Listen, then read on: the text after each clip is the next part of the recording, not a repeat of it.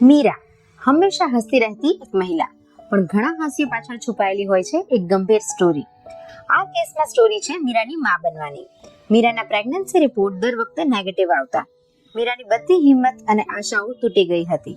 પછી ફક્ત છેલ્લી એવી આશા સાથે Meera Prabhukrupa hospital and IVF સેન્ટરમાં આવી.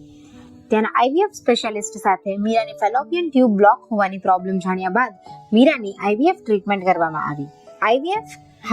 આઈવીએફની મદદથી પુરુષ વ્યંતત્વની સમસ્યા હોય, દંપતીની ઉંમર વધારે હોય, એન્ડ્રોમેટ્રિયોસિસ હોય કે એએમએચ ઓછું હોય તો પણ પ્રેગ્નન્સી રાખી શકાય છે. જો તમે પણ વ્યંતત્વથી પરેશાન હોય તો આજે જ અપોઇન્ટમેન્ટ બુક કરાવી મીરાની જેમ માં બનવાના સપનાને સાકાર કરો. આજે જ નીચે આપેલા નંબર પર ફોન કરો અને અપોઇન્ટમેન્ટ બુક કરાવો.